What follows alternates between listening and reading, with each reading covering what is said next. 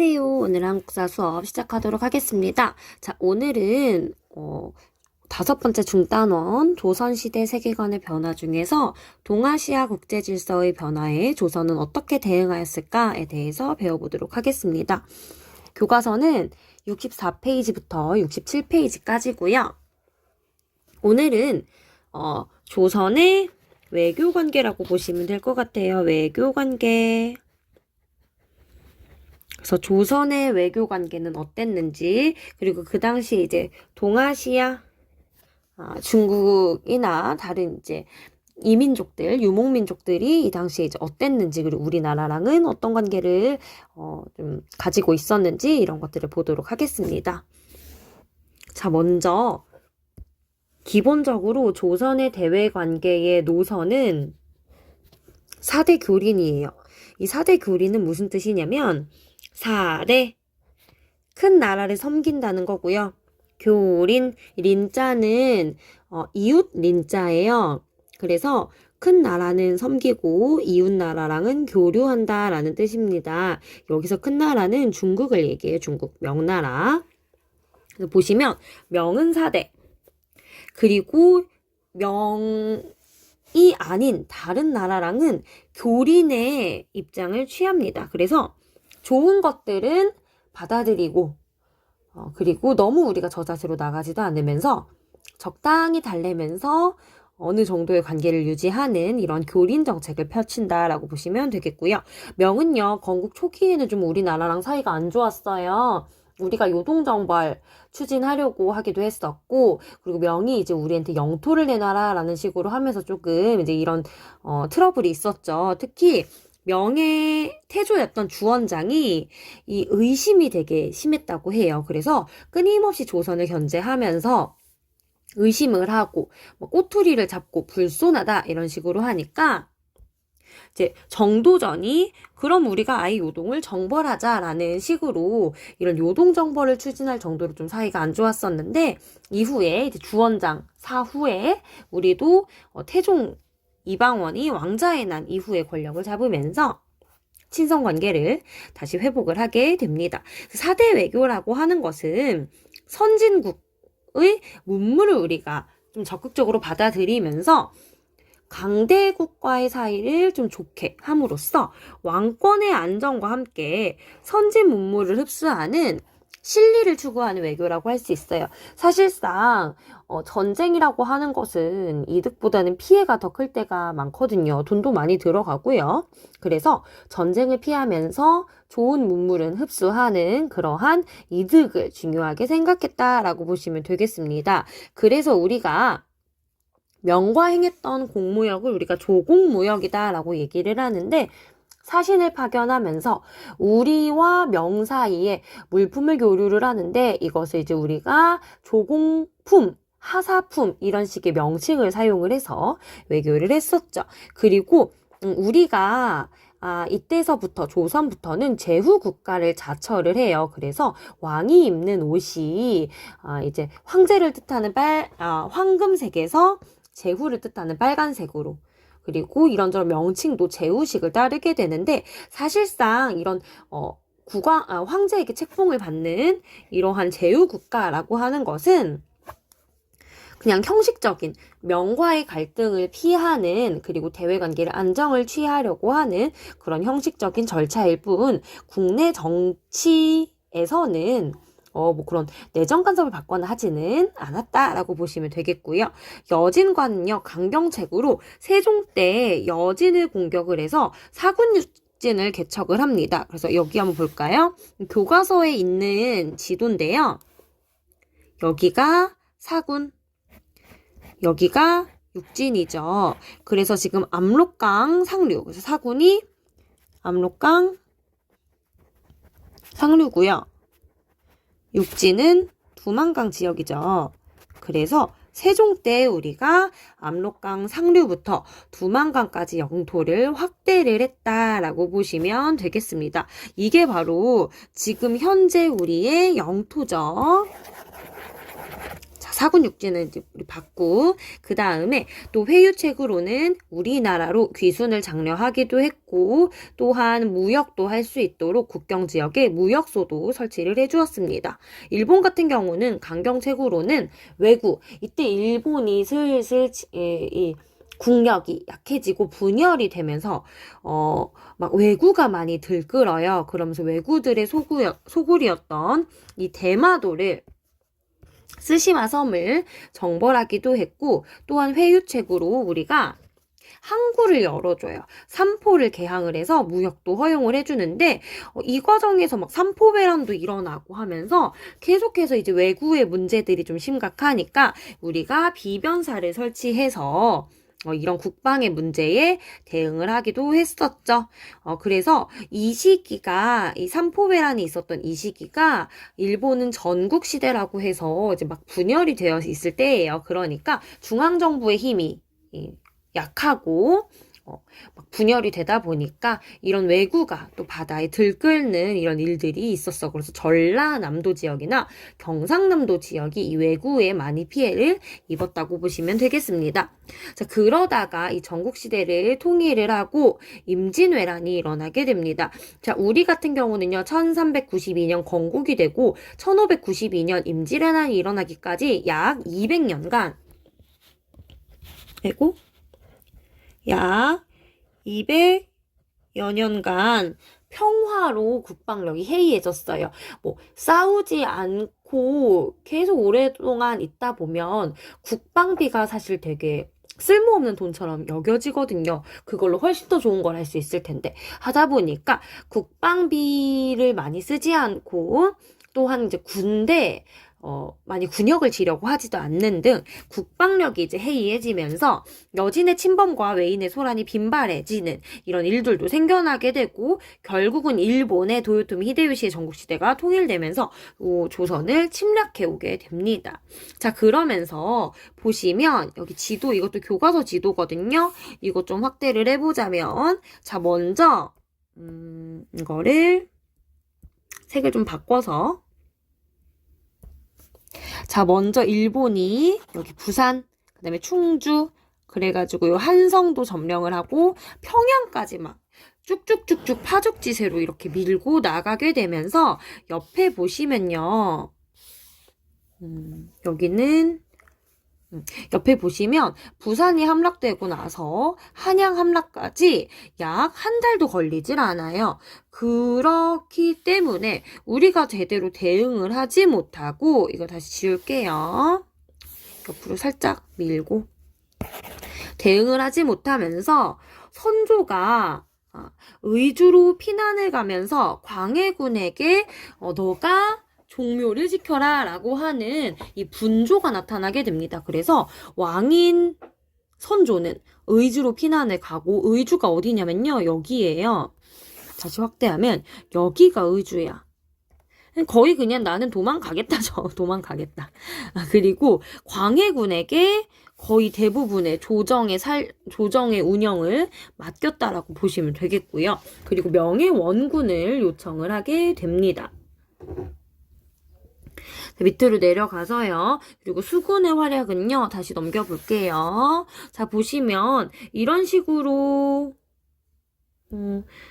파죽지세로 쭉쭉쭉 밀고 나가기는 했는데 이 육로로 가는 건 한계가 있어. 사실 이 수로를 통해서 뭐를 계속 보급을 해줘야 하냐? 물자를 보급을 해줘야 돼요. 무기도 보급해주고 사람들도 계속 가고 먹을 것도 보급을 해주고 해야 하는데, 이 바다가 여기에 누가 지키고 있었을까요?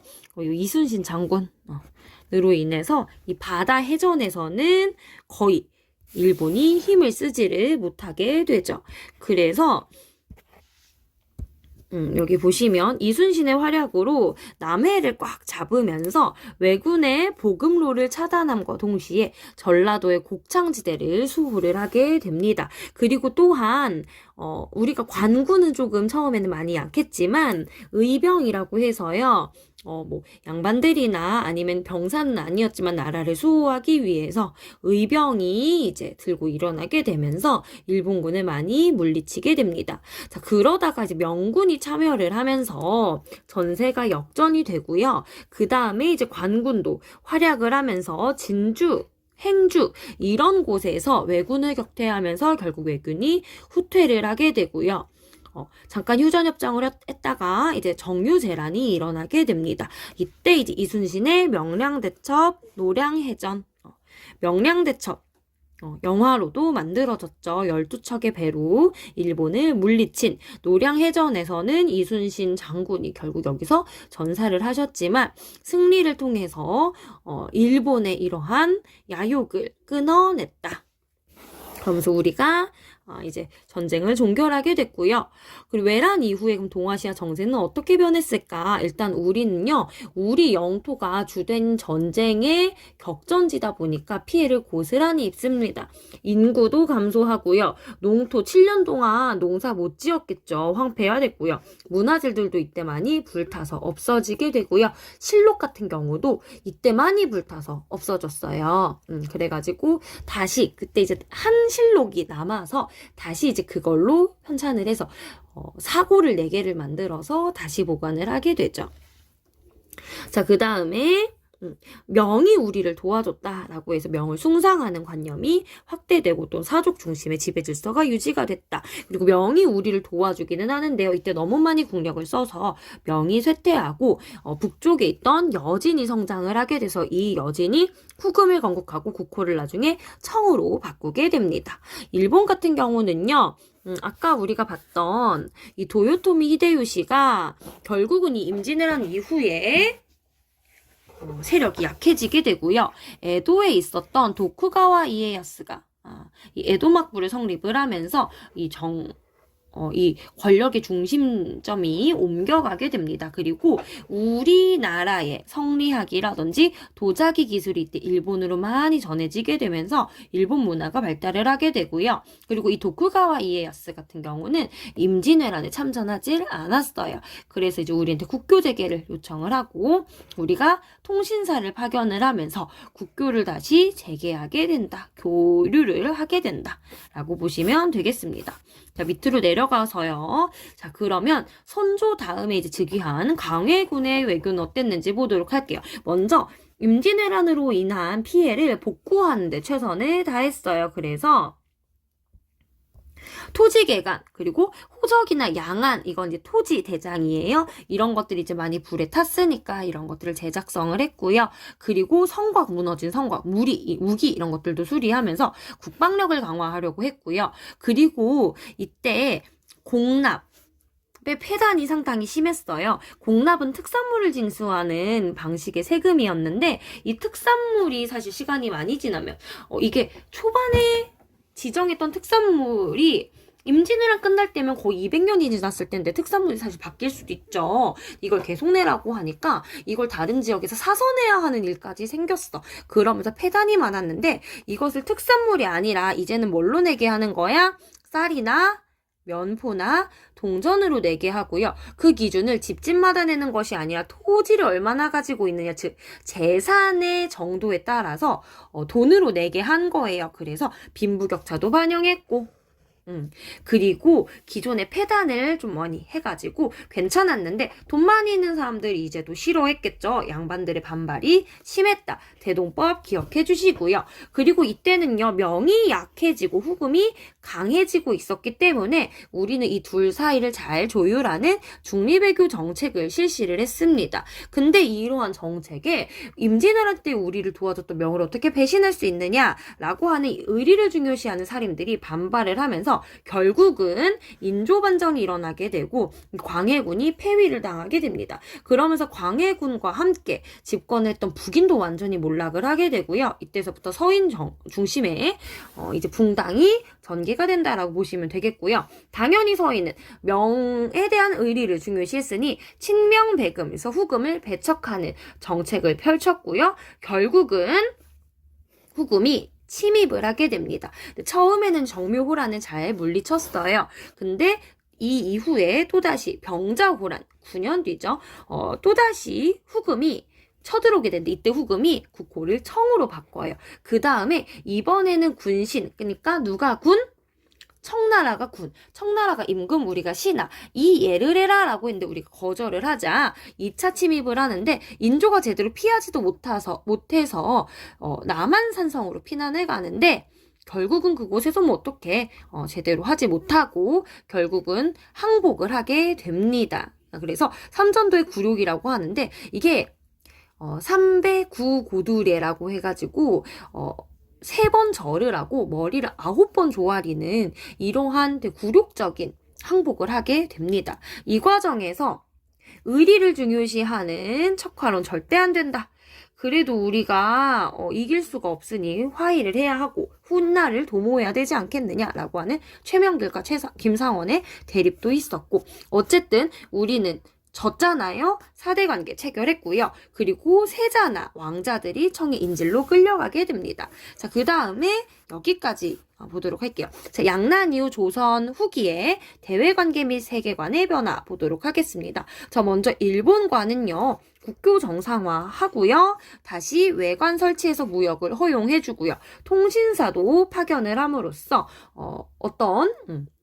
이런 교류 체계를 유지를 한다. 청과는 표면적으로 우리가 졌으니까 4대 관계를 유지하지만 내부적으로는 이 원수를 언젠가 갚겠다라고 하는 북벌론이 대두가 됐고요. 특히 이 효종이 복림대군이라고 선조랜다. 인조의 둘째 아들이었는데 이 소현세자는요. 청에서 다시 들어오고 나서 귀국하고 얼마 안 있다가 사망을 해요. 그 다음에 둘째 아들이었던 효종이 왕위에 오르게 되는데 이 북벌론을 서인과 함께 주장을 하게 되죠. 그러면서 이 불벌이 없어있는데 북벌이에요. 여러분들 아마 오타가 고쳐져 있을 거예요.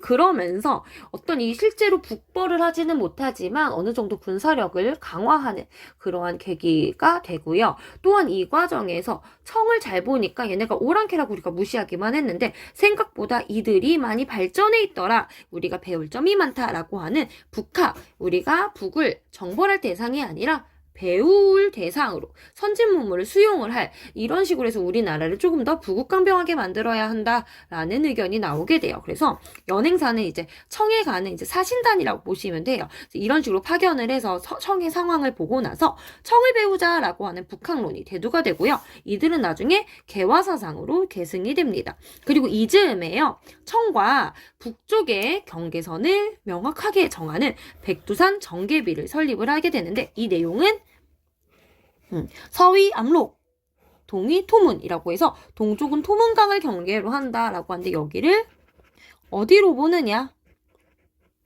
압록강으로 보느냐? 압록강이란다. 두만강으로 보느냐? 아니면 숭화강의 지류인 토문강으로 보느냐를 따라서 경계를 어디로 볼지에 대한 의견이 다른데 지금 현재는 두만강에 의거한 국경이 형성되어 있죠. 그래서 오늘 여기까지 하고요. 자, 디딤 영상 화이팅! 잘 보시고 수업 시간에 또 열심히 공부합시다. 안녕!